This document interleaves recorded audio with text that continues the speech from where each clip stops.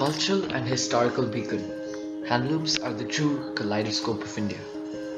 Known in the past as running water and morning dew, these fabrics are very diverse. These fabrics are time remnants, each representing a different past, a different place, a different perspective.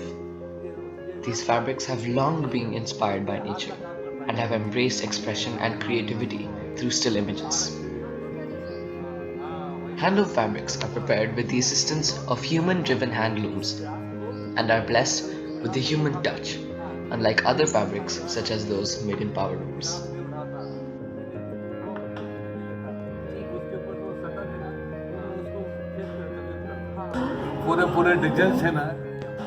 All these designs here, including this Jamivar fabric made from Pandit Nehruji's time, show exquisite skill. The master weaver who originally made this fabric put his heart into it, and it is made of 7 colors as inspired by the 7 colors of the sky. Today, Suraiya Aapa and Umar Saab wish to give these fabrics a new lease of life, for they fear that the fabrics are rapidly dying out of Indian culture and society. However, they fear that their efforts are going in vain. To make just one fabric and its designs takes 2 or 3 months. It is not easy to make these. But to keep this tradition alive, we have to devote a lot of time and effort, and our returns remain minimal. By doing such work, a man just cannot live.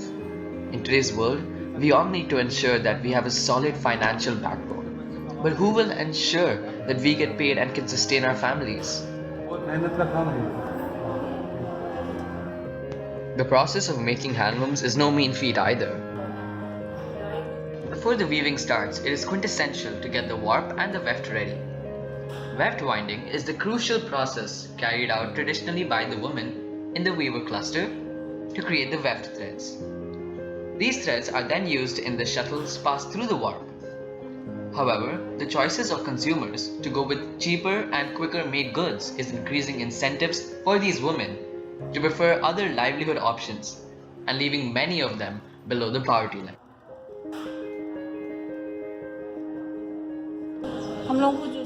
The process for creating handloom fabrics is extensive, involving 2 weavers. The first manipulating the pattern and the second creating the fabrics using the pattern. The master weaver makes the graft based on the patterns or design that the consumer or customer wants. The graft is a series of threads, usually 200 of them, tied in different knots based on the required pattern.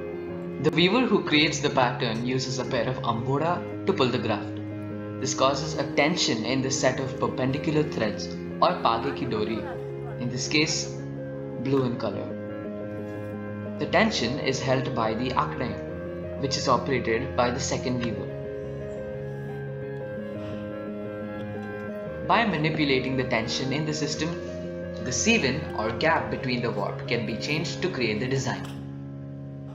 The weft is passed in the shuttles through this gap. The ghiti then presses the warp and weft together to add to the growing tur or completed fabric. The handloom process is also characterized by the use of a complicated maneuver of foot pedals. This is to momentarily loosen the sieve-in when switching to a different design.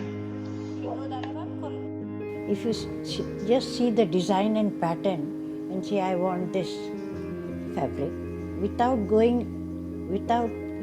seeing or knowing what you are weaving, what is there, what is the value, then it won't go on. It won't go on. I feel that when Umar Saab and I leave for eternity, we will also be taking this studio and the art of handloom making along with us. You will not find any other studio. They have all vanished. There were many weavers in Aurangabad when I was younger, but they have all gone to Pakistan. It almost seems as if this art has no chance of being saved. They've gone to Pakistan, तो बंदी हो गया था बाद में. सब interest के पर हो. Everything is based on interest. I was very fortunate to get in touch with Mr. Umar Saab, who helped me set up this studio. But in a few years, he may not be around, and neither may I. Everything will vanish in the blink of an eye.